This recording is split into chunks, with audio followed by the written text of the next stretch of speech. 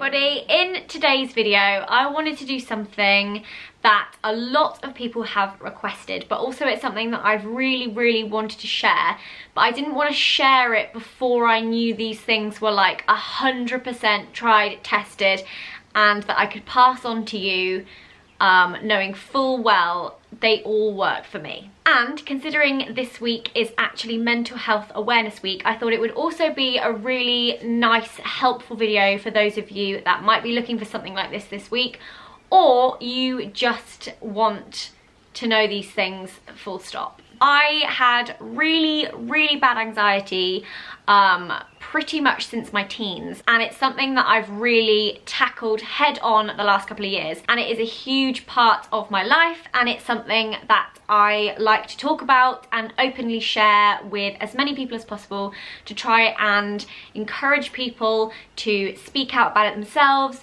talk to others, feel less alone, feel less crazy, and get people talking, and most importantly remind people that there is an alternative way to live and that you are not alone, basically. And I have talked a little bit about my journey on here, on my blog, and also on my vlog channel, but in a nutshell that is why I am very passionate about mental health. Nala is having a wash. She picks her moments. I've wanted to do this video for a really long time, but I didn't want to post it when I didn't feel like I had enough of these tips under my belt. Oh, hello. And some of you may have noticed that I've been doing a lot more flights recently, and that was one of my biggest anxiety nemesis. I can appreciate that some of you might have clicked on this video because you are scared to fly, don't like flying, don't like aeroplanes, are claustrophobic, don't like heights, don't like feeling trapped. There are hundreds of different reasons why travel might be difficult for you, and for me personally, it wasn't about a chunk of metal flying through the sky, it wasn't turbulence, it wasn't the fear of flying, it was just the whole process. I didn't like being in the airport, I didn't really like being on the plane, I felt like I couldn't get off, I hated that I had no control over it and that I'm on it with so many people and I might not know the person next to me.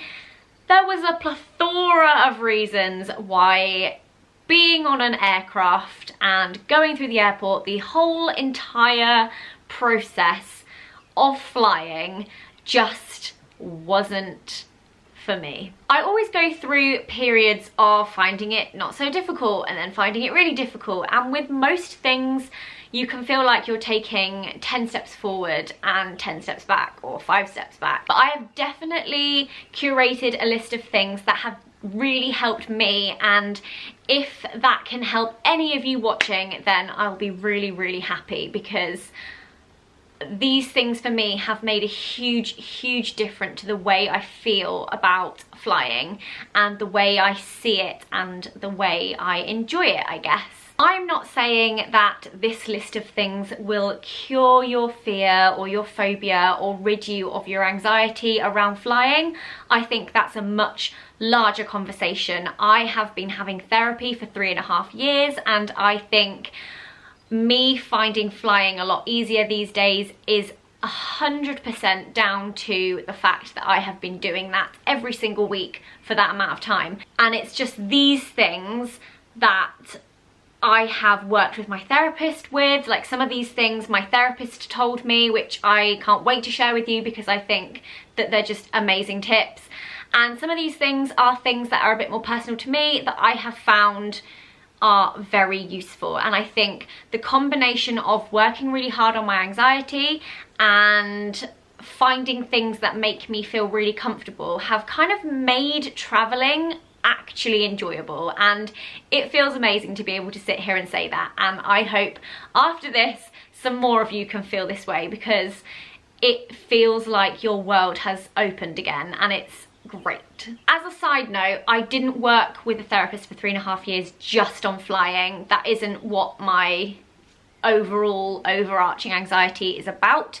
It's just that flying was kind of muddled in there with everything else, and as I've worked on much larger parts of my anxiety, it's made the flying a lot easier. Okay, so I've made this massive list. I actually made the list whilst I was on an aeroplane. The first thing that I like to do is allow myself a lot of time to process it. Sometimes that's not helpful though. Sometimes it's better for things to be kind of thrown on you in a very spontaneous way, but that really depends on the sort of person you are.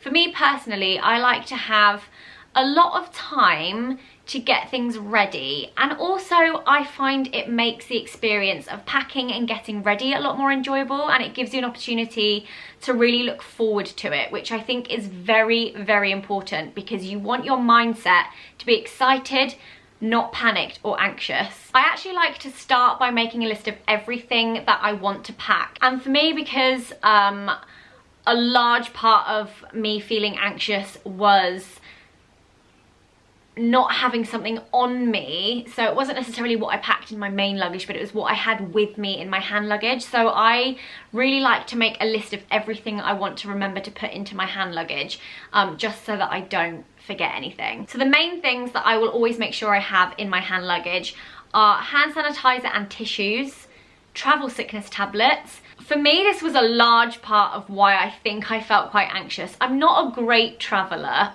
I mean, 10 minutes in the passenger seat in a car and I feel sick. Like, I'm not a great traveller at all. I'm quite a queasy traveller, and I just hadn't made the connection with feeling rough and being in the air until about 4 flights ago, when I felt very sick on landing. It's always landing. I could be absolutely fine going up, absolutely fine during turbulence, but it's coming down. Why is that? Someone must know. But after realizing that, I was like, oh, okay, it's travel sickness, because a lot of the time I confused feeling sick with my anxiety, and is it my anxiety making me feel sick? No, it is the flight making me feel sick. So I make sure I always have travel sickness tablets with me, and I take those when I go up and soon before I come down, and then that just kind of eliminates any like fear or panic over feeling sick. Headphones. Headphones are very important for me, because I like to be able to be in my own headspace, and you'll see all the things I like to do in a minute, but I would not be able to do any of those things without my headphones. I honestly feel like I would have a much harder time if I didn't have them. So headphones for me are very important, and I think if I ever forgot them, I would have to do a last minute headphone dash around the airport before I would get on that flight.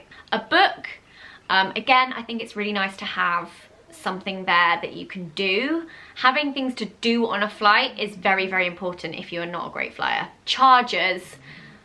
I like to think if something happened to my main luggage and I arrived somewhere, if I have my chargers in my hand luggage, I can make sure my phone always has battery and make sure my laptop has battery as well. My laptop, again, always take that. A laptop or an iPad, something where there is so many things you can do on there. You can sit and do your emails, you can sit and do work, you can edit, or you can watch something that you've downloaded. It's basically like the best source of entertainment, especially if you're on a slightly shorter flight and there's no screens or anything. I always like to make sure I have all the information that I'm gonna need. So information on the hotel or the place I'm staying when I get there, all my boarding passes printed out, and any other kind of information that you might require to get you from A to B. Another thing I found quite useful, instead of like faffing around with bits of paper, especially if you're the sort of person that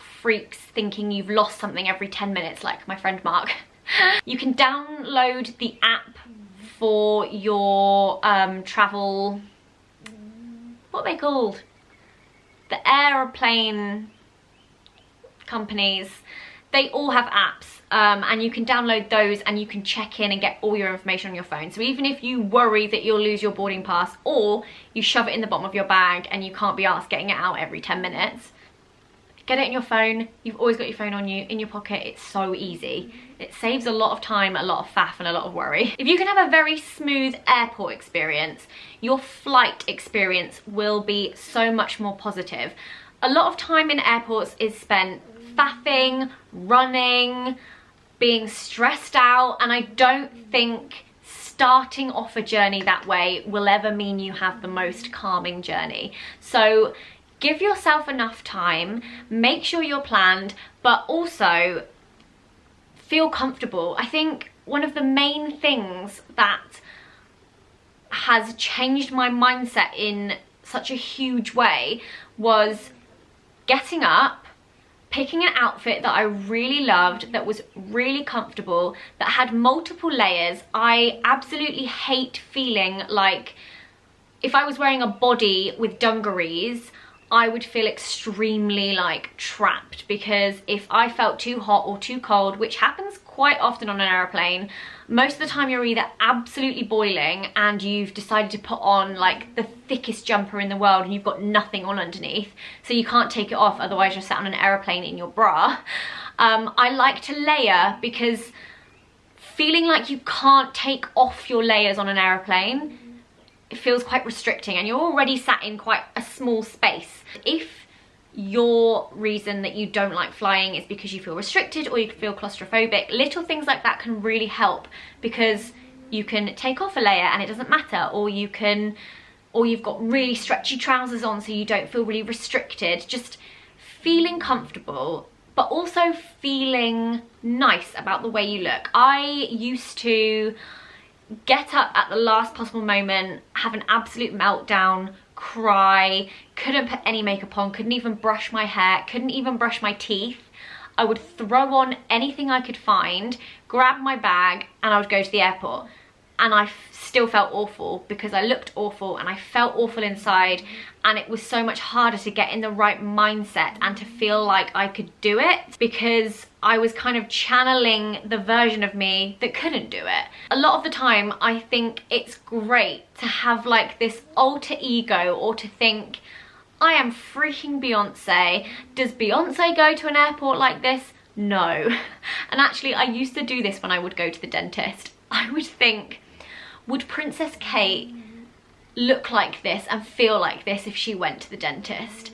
And if the answer is no, then you need to channel your inner Beyonce or your inner Princess Kate. And also, if you enjoy wearing makeup and you like doing your hair and it makes you feel more confident, it will make a huge difference to how you feel inside.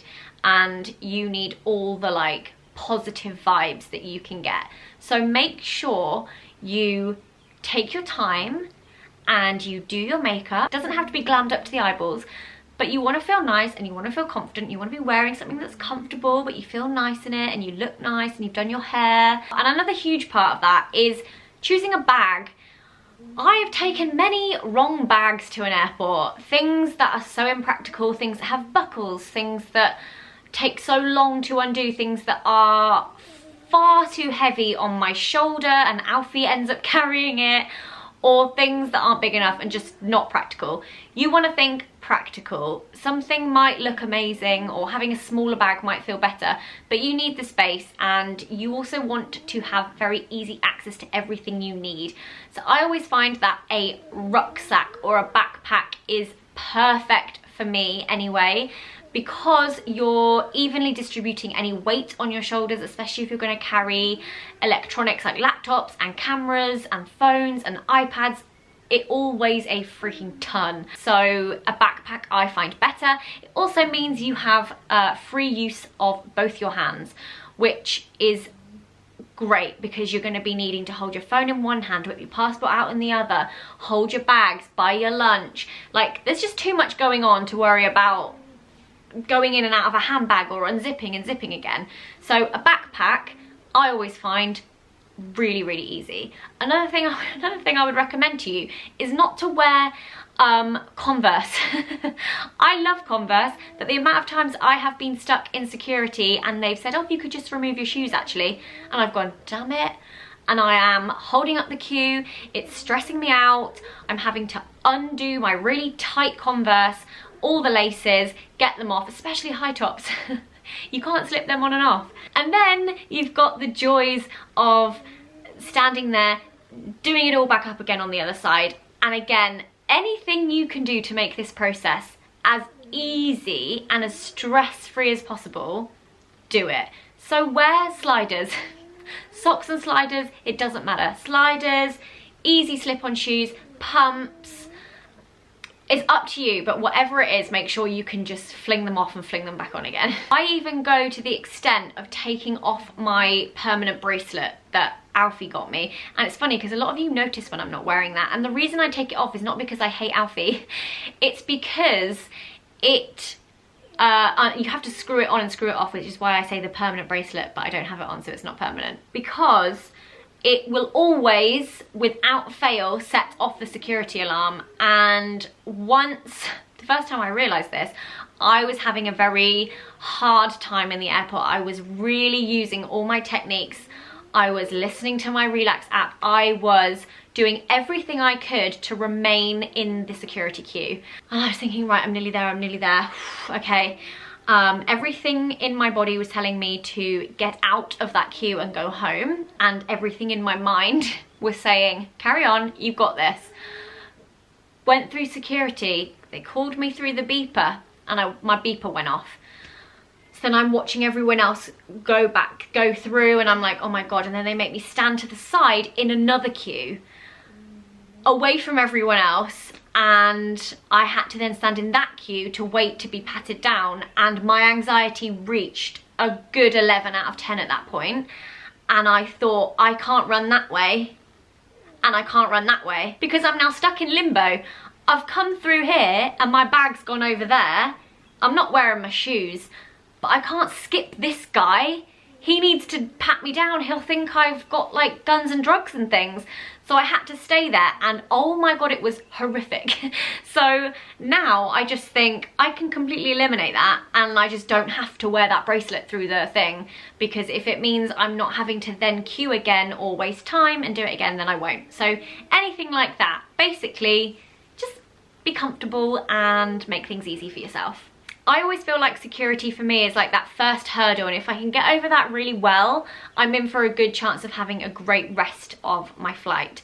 So it is worth, if you find security difficult at all, checking with your airline or your airport to see if they have any other options. Like I think BA, for example, at Gatwick give you the opportunity on the day to pay £5, which I don't think is that much for peace of mind and ease, to get fast track, which I think it's £5, don't quote me. It was £5 when I was there last time, which enables you to skip a massive queue and just breeze through most of the time. Sometimes there's a queue there, but it's never as long as just normal security. So it's worth seeing what you can do to make it easier. There's also lounges that you can pay to use, or sometimes they come provided with your flight depending on how you fly, whether you're flying business or economy or premium.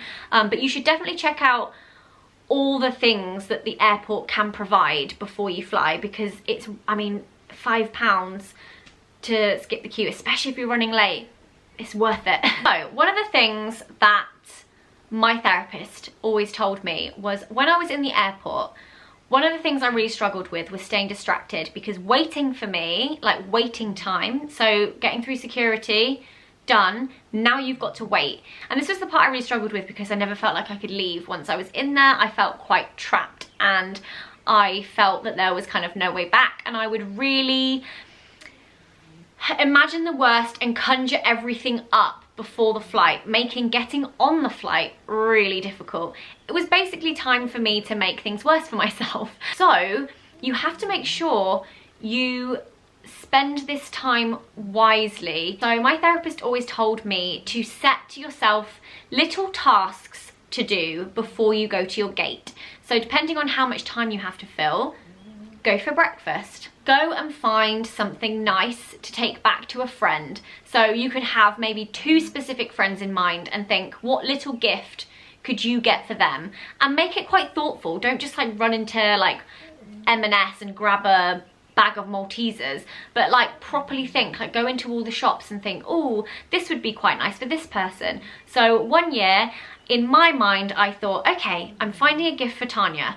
And I was looking around and I was thinking, what would Tan like? And it was distracting. I don't actually think I bought her anything, sorry Tan, but it was what I was thinking. And I do think I texted a picture of a dress that I saw on a mannequin, and I sent it to her and I said, this would look amazing on you, because I was looking with Tanya in mind, and it was a really good distraction for me. Find things for yourself. So one of the things we always do before a flight is go and grab snacks. I'm also saying this because not a lot of people like the plain food, or it might not be something that they really want to eat or don't feel like eating. So in that sense, going and buying pre-flight snacks, I would say, is an essential. So picking things up that you really fancy eating, even if it's something really unhealthy and you really shouldn't be eating it, if that is what you're craving and that's what you really want to eat, or you know you're going to really want to eat that in an hour or two, get it. Put it in your bag, store it away, and when you're feeling really calm and you're feeling really happy with yourself, you can get it out and you can eat it and feel amazing. Another little task is to find yourself a new holiday read. I love doing this because you can just browse the books, read the backs of the books. It's a very good distraction. Although make sure you do walk out with one that you've selected out of a really large amount that you are really excited to read, because then that will also be another distraction when you get on the plane. Buying yourself a new holiday fragrance. Personally, I don't like being in that fragrance bit when I'm feeling quite anxious. I think it's just that smells are always very heightened, and that very strong smell of fragrance normally makes me feel worse, so I tend to avoid that. But if you're okay with that, then find yourself a new holiday fragrance. I think that's really fun. Or one other thing you could do is head to a lounge which is guaranteed to be a lot more quiet, a lot more chilled. There'll be places for you to sit down, and it's just kind of getting away from like the hustle and the bustle of the airport. Another thing I like to do is to browse my phone. I'll look at people's Insta stories, I'll go through my Instagram feed, I will go on Facebook and see what people are up to, even though I never go on my Facebook anymore. I'm like, oh, this is a good time for a bit of a Facebook stalk. I wonder what that person that I went to school with 8 years ago is doing now. 8 years ago? Oh, it was longer than that. 10 years ago. Don't go on your phone for like 2 days before you go. Then you've got like 2 days worth of like catching up with what everyone's been up to. Although for me, I don't find it distracting enough because I'm so used to it. So it's almost like habit for me. So it means I could be doing that and still have quite strong anxious thoughts. And whenever I'm doing it, I've got to be, I wouldn't be able to do that if I was feeling very, very anxious. But maybe if I was just feeling a little bit, I could, but I actually find sometimes it makes me feel worse. Another thing that I think is probably what I would recommend to absolutely everybody who finds airports, queuing, waiting, aeroplanes, anything difficult, is to download some apps that make you feel calm. Meditation apps, soundboard apps that play things like the sound of the rain and birds singing, and a combination of both those things. The very relaxing apps have been a huge help for me. One in particular is called Relax, and it's simply a 28-minute recording of a man, or I think you can select a woman, but I prefer the man, winding you down and counting you down and relaxing you and making you do all the breathing and just saying really kind of positive mantras. And Poppy calls it my weird man. She's always like, is that your weird man? I'm like, he's not a weird man, he's like my friend. And sometimes I will be feeling a bit kind of, oh, I'm feeling a bit uncomfortable, and I'll just put one headphone in with my weird man in my ear, and I'll have the other ear where I'm like, I don't want to feel completely disconnected from this. I know I'm in the airport and I know it's busy and I want to hear what my friends are saying, but I also kind of like the comfort of knowing that the guy is also there and he's also doing his job.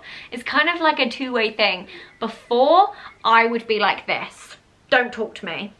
So I feel like I listen to the man less and less and less these days. In fact, I did not listen to it once on my way to New York. Listened to him a little bit on the way back, not at all on the way. I will leave a list of all the apps I would recommend in the description box, so make sure you check that out if you are thinking of downloading any. There are some really amazing ones. If you go on the App Store and then go in, I think it's health and well-being, they have a lot of really great apps. Headspace is amazing, Calm is amazing, there's so many great ones. And actually I don't just listen to them in the airport. Sometimes I listen to them before bed, or if I just want like 10 minutes to relax in the bath. Like, there's always a time and a place.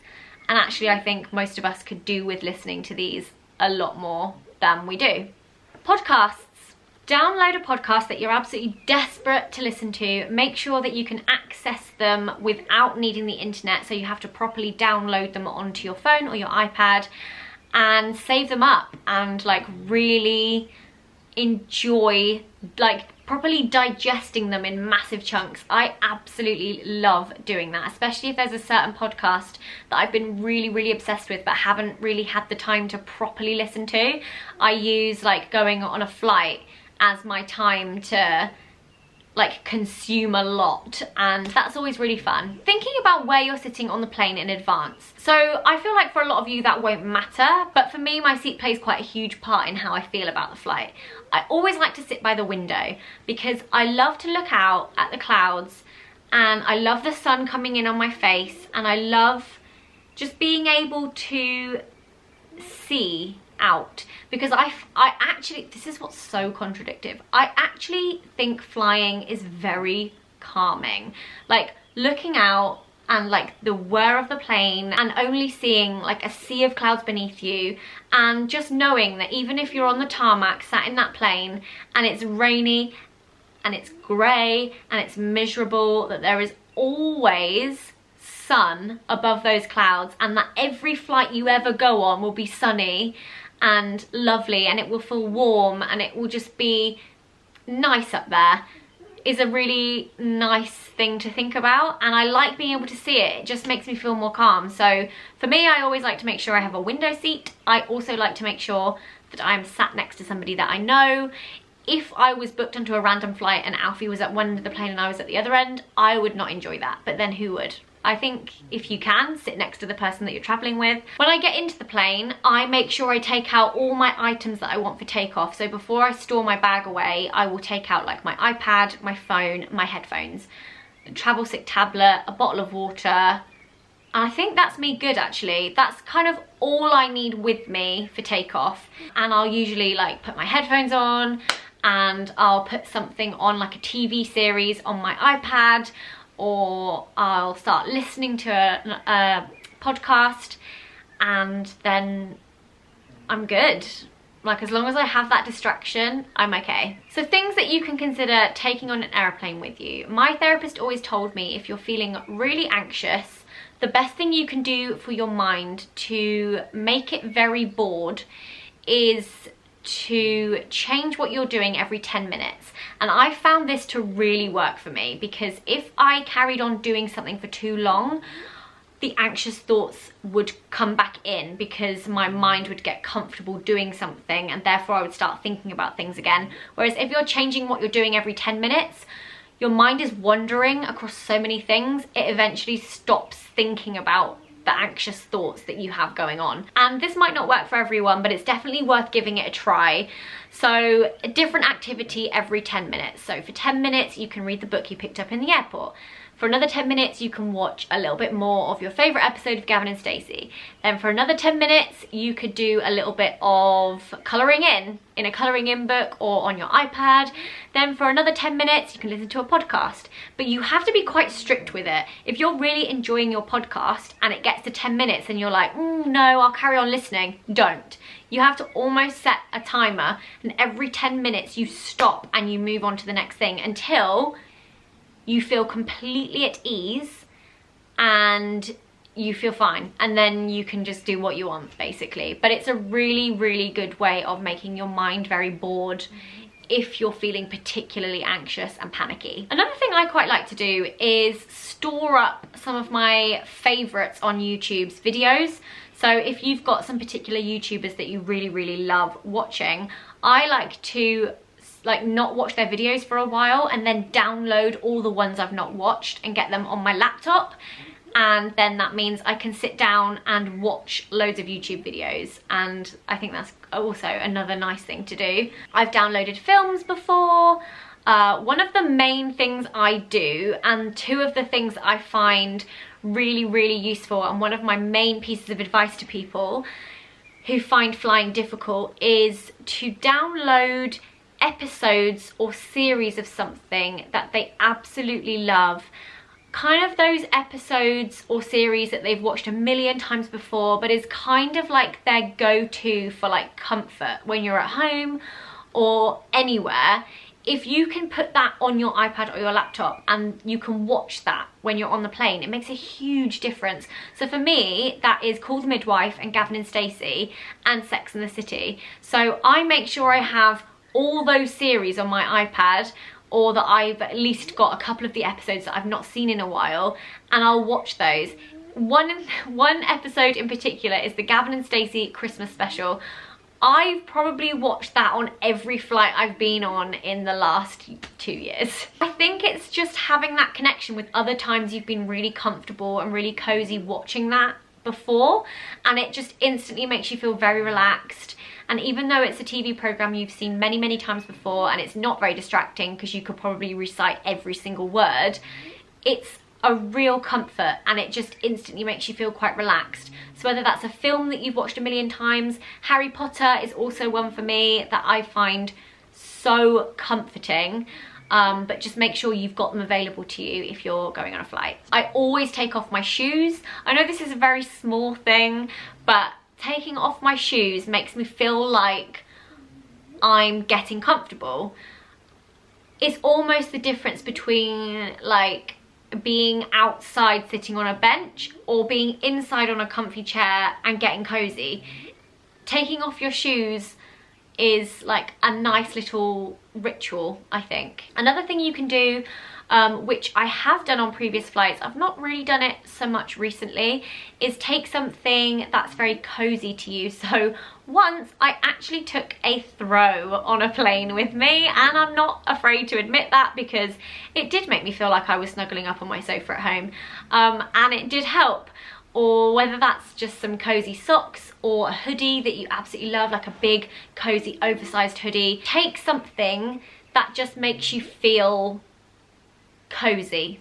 Another thing worth mentioning is the difference between normal headphones and noise cancellation headphones. If you're someone who likes to meditate, or it's like the sounds of the plane and the fact that you can hear people around you that is making it worse for you, I would definitely consider looking into getting some noise cancellation headphones, because the difference that can make is actually quite dramatic. Because it is the difference between listening to a relaxed guy hearing absolutely everything else going on around you in the plane, or literally just feeling like it's you and whatever you're listening to. Another thing which I haven't actually mentioned, but I have got down Nala snoring, by the way, so I apologise for that. It's not my bum, it's my dog. Another thing which I think is worth mentioning is music. Now, I personally don't find music much of a distraction because it's such background noise to me that it doesn't really help. But there have been occasions where I've saved one of my favourite artists' new albums. So I did a flight to Edinburgh once, and I'd saved Ellie Goulding's album, and I hadn't listened to it on purpose because I really wanted to listen to it on the plane. But one thing that I think is worth doing is any music that makes you feel something, save it in a playlist. So for me, Three Little Birds by Bob Marley is just the most upbeat, amazing song, and anytime I listen to that, I can't help but smile and like kind of bop. And it's like finding those songs and compiling a playlist, or finding a playlist, whether that's classical calming music or spa-like music, or just songs like Bob Marley that make you feel great.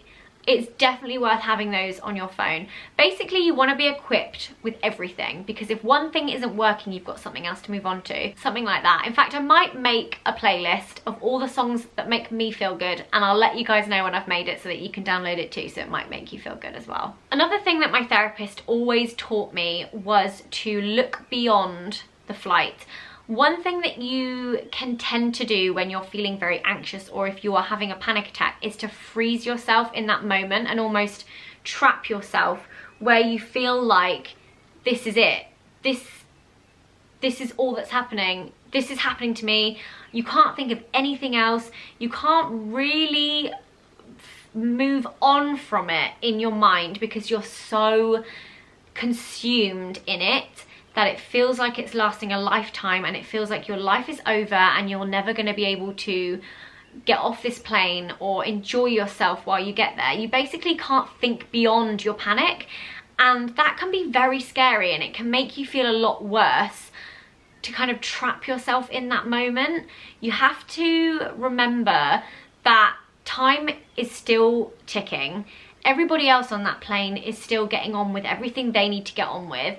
Everyone has their plans, whether that's what they're going to eat when they get home, who they're going to see, what they're going to do the next day, the holiday they're booking next year. Everyone is always thinking ahead, and everyone has their plans, and everyone is existing around you. Everyone is still moving, everyone is still carrying on with what they're doing, and so are you, and you need to remember that. So when you feel like you are trapped on this plane and you're trapped in an emotion and you're trapped feeling that way, think beyond. So start thinking, oh, what am I going to do when I get off this plane? Or what can be the last thing I watch when they say we've got 40 minutes left to land? Or what snacks can I buy when I get to the airport? Or I wonder if there's a magazine that I can pick up. Or I wonder what the hotel will look like, if it will have a bath, if I can have a bath that evening, where we can go for dinner. You need to put movement back in your day. You need to put movement back in your life. And the minute you do that, it's like a massive weight has been lifted off your shoulders, because you know you're going to get to that point. You're going to get to the point where you're about to open your hotel room door and you're so excited to see what it looks like. And those are the moments that you have to really, really think about. This is one that Alfie actually reminded me of. It was really nice sitting down thinking of all these things, because there were things that I had forgotten that Alfie had remembered, and that was really nice, because it's important that the people around you know how they can make you feel more comfortable as well. And for me personally, I ask people not to ask me if I'm okay, because the minute someone says to you, are you okay? You start thinking about it. Am I okay? Oh, I don't know. Oh God, yeah, I have anxiety. Oh God, yeah, I find airports really hard. Oh God, yeah, there is too many people. You don't need someone reminding you of the very thing you're trying not to think about. So if that's more helpful to you, ask people to carry on as normal and make flying as normal as experience as possible. Because at the end of the day, the more normal it is, the easier it will be for you, because it will become a mundane task. Making sure everyone around you knows what they can do to help is really good, and whatever that might be for you, make sure you do it. So that's the thing that Alfie had reminded me of, and that's extremely helpful. Sometimes the people around you can really influence the way you're feeling, so it's very, very important that you know what you need. And I always just say, look, treat it as normal, ignore me, don't ask me how I am, and if I need you, I will ask you, but up until that point, everything is fine. Just remember that not everyone on that flight around you will be having the best time of their life. There are so many reasons people might not enjoy a flight, and they could be extremely different to the reason that you might not be enjoying a flight. Someone may have a nut allergy and be really worrying about that. Someone else might be newly pregnant and feeling very anxious to be on that plane for the first time with a child. Someone might be traveling with a child for the first time and be really, really nervous about how that's going to go. Someone might not like sitting next to someone they don't know. Someone might have social anxiety and fear of small talk, which means they are absolutely dreading the thought of the person next to them talking to them. Some people might have claustrophobia, in which case they think, I can't use the toilet, so I'm gonna have to hold it. There are so many things that people have in life. We all have them. There will be one reason for each person on that plane that they're not really happy about on that plane, whether that's something that affects them massively or doesn't really affect them at all. There will be something. I think it's worth remembering that when you feel like you're the crazy one that is finding it difficult, you're not. there are other people around you that are probably finding it difficult as well, and that does really reassure you and make you feel so much better. So one of my main things was feeling trapped. So I guess this won't really apply to you if you have more of just a fear of flying. I mean, it might, I don't know, but mine was trapping myself and feeling that I couldn't get out and feeling that I couldn't alter or get away from that moment in time, and that I had to do it. And that's kind of overarching in all areas of my life, is that I always forced myself or felt forced. And in my mind, things like getting a flight was, I have to do this, I have to do this. And sometimes if someone is telling you you have to do something, it makes you feel very pressured, it makes you feel very trapped, it makes you feel that you have no other choice, and that's exactly what I did to myself. But one of the things that I basically practiced and learnt from my therapist was that you do have a choice and you can leave. But the point is not that you have to, it's that you want to. You have to make the want much, much bigger than the have, because if you want to do these things, and that's what you're telling yourself, no, I want to do this, I don't have to do it, I want to do it, it completely shifts how you feel about something. And I started doing things like waiting in line at security and thinking, oh, I have to stay here, I have to stay there, I can't leave. Then I would be like, but if I did leave, okay, I could leave. I actually could leave. If I wanted to leave this queue, I could leave. And right up until that plane leaves, I can still leave. If you want to get out of an airport, someone will let you leave. You'll just have to get your bag back and go back through security, and you'll just have to then go home, and then what? Like, you've not done the one thing you really wanted to do. And so I just kept kind of putting these alternate realities into my mind. So I would think, oh God, okay, this queue is, I'm starting to feel anxious, Okay, I can leave this queue. Yeah, I can. But I don't want to leave this queue, because if I leave this queue, I then either have to re-queue or go home. And I don't want to go home, but I could go home, but then everyone else is going to go on holiday and I'm going to be at home watching them have the time of their life when I could have gone. So I painted an extreme picture of what could have happened if I did leave those situations. More often than not, it made me think, no, I'm just going to stand here actually.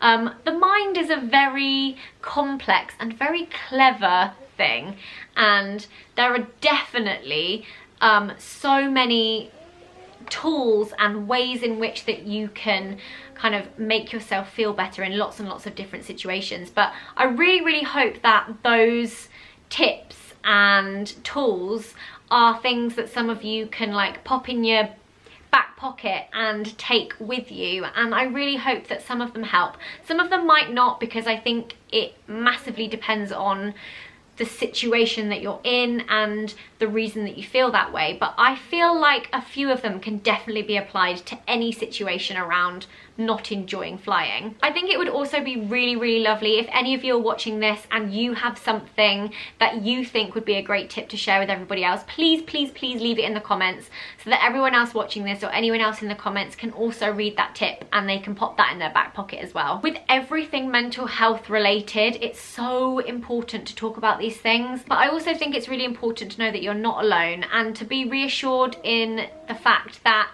there will be so many other people that feel the same way as you and that are struggling with the same thing that you're struggling with, and to feel like you can talk to somebody. Also to feel like you can make a difference.